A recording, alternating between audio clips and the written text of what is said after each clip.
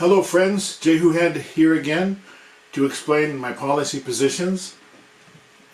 Today I'm going to be talking about illegal immigration, which is apropos at this moment because of this last week's expiration of Title 42 and the problems that have come up with that. We've had numerous people in the Biden administration saying the border is secure. Well, we know that it's not. Illegal immigration is a huge problem in our country. First, let's talk economics. The best estimate is that currently illegal immigration costs, I think here's the number, $150 billion a year, and that's after giving effect to the taxes that these illegal aliens pay. That works out to about $957 per taxpayer. And of that amount, this $150 billion, that includes $25 million just to lock up and deport the illegal alien criminals. Crime is a problem. Yes, legal immigrants tend to have lower crime rates than Native Americans, but that's not the case for illegals. Now, we don't have to go into statistics, but we know every few weeks there's an illegal alien who has been caught doing some murder or some other assault, and these are people who have been deported multiple times. Every child born to an illegal alien costs us about $9,000 a year, and that this does not include the tax credits which many receive through filing an income tax return or an income credit and similar types of programs. So, what's happened? Well, when Biden came into office in January 2021, we enjoyed the lowest illegal immigration rate in 45 years. But this changed pretty quickly. And there are various reasons for this. A lot of progressives believes that we shouldn't have any borders at all. I reject that. I believe we're a country of laws and we have to follow the law. And if we don't like the law, well, Congress is the appropriate body to do that, not an administrative agency. There's an interesting article, position paper put out by Goldman Sachs in early 2022. And Goldman Sachs, let me see, the date of that is, if you want to find it online, is May 23, 2022. And this position paper complained that because of the Trump immigration policies, wages had risen over 5% in the past year. That's a terrible thing for big business, wages going up. And so this position paper said we have to increase immigration and suggested some legislative proposals, but also said, what do they call it here? They said that they called for administrative steps, including, quote, broader use of extraordinary authorities, such, close quote, such as using parole authority to allow, quote, the entry of anywhere from a few 100,000 to a few million immigrants. Well, Goldman Sachs has got a lot of power and influence. They were the second largest donor to Obama's presidential campaign in 2008. Wall Street in the 2020 election contributed about $74 million to elect Biden, compared to $18 million for Trump. And as I've said in other videos, the Democratic Party is not the party of the little guy. It's the party of big business and Wall Street. And when Goldman Sachs and their ilk say things, well, the Biden administration listens. And so you saw, first of all, as soon as Biden got into office, he started allowing unaccompanied minors to enter the U.S. And of course, what happened? Well, there's been a lot of human trafficking. There's been kids as young as 10 years old working without pay at McDonald's and at meatpacking plants. A lot of these children are released to people who are not relatives, just whoever comes along to claim them. So that's one thing. The Biden administration has also expanded parole.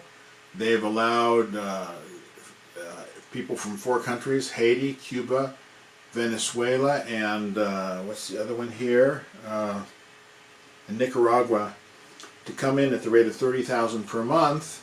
The biggest loophole that the Biden administration has exploited is been through the asylum process. Under this asylum process, if you come to the U.S. and you say you have a credible fear of persecution in your home country, then what you're supposed to be is detained pending a hearing. It turns out that only about 15% of those claims are ever substantiated. Instead of detaining these individuals as required, the Biden administration just releases them. First, it was under a program called Alternative to Detention, and where they're supposed to have an app on the phone and report in until they got a court date, and now they're just released. Well, the grapevine got out, and so everybody comes to the border and says they have a credible fear of persecution, and they're just let in. And not only that, they get papers allowing them to work. So people on the left say, oh no, illegal immigration isn't up, this is legal immigration. But it's really a loophole. And the way it turns out, some of these people get court dates 10 years in the future. So they're going to have 10 years to live here, work, depress wages, and will they ever be sent back? Well, you can probably guess what's going to happen. Now, I understand, I'll grant that immigration can be a good thing. We need workers.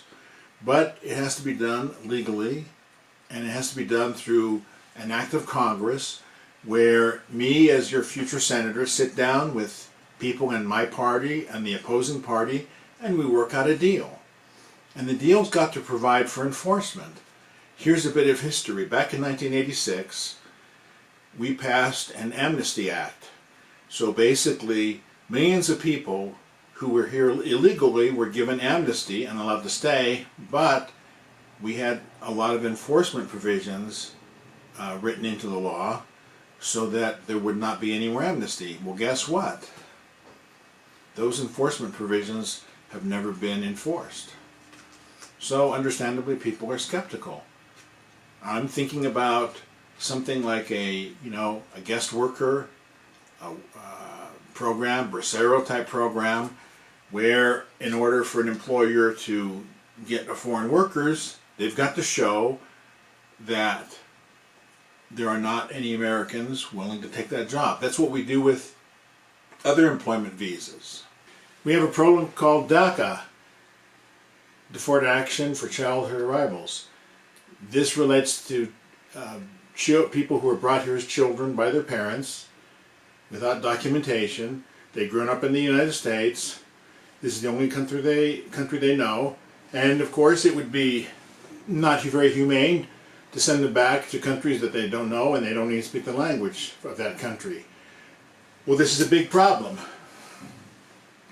During the Obama administration, we had the Democrats for a while controlling both houses of Congress and the presidency, the same as in the first 2 years of the Biden administration, but they didn't do anything legislatively to solve the problem. Instead, after saying that he wasn't able to do it by executive order, Obama did that anyway. Well, we have how many years now? Well, almost a decade. These people are in limbo. Why don't we have this solved? Well, we have to solve it. We have to sit down. I, as your senator, I'll sit down with members of my own party and the opposing party and work out a solution.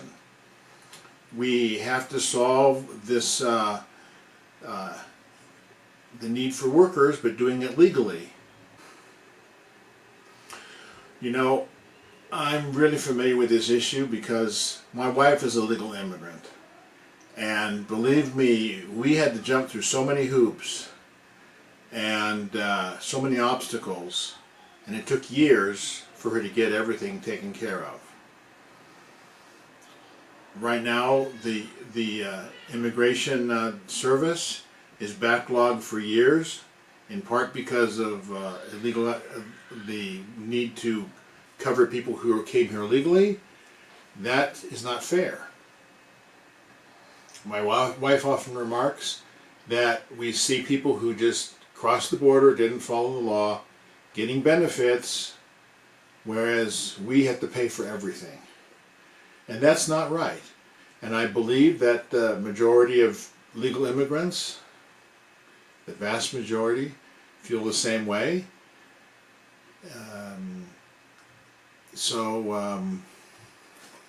The upshot is we have to take a rational approach to solve this immigration problem. It's not going to be solved if we just let everyone in with the chaos that has ensued over the past 2+ years with the Biden administration. We have to work it out. I'll be there to do that. Thank you.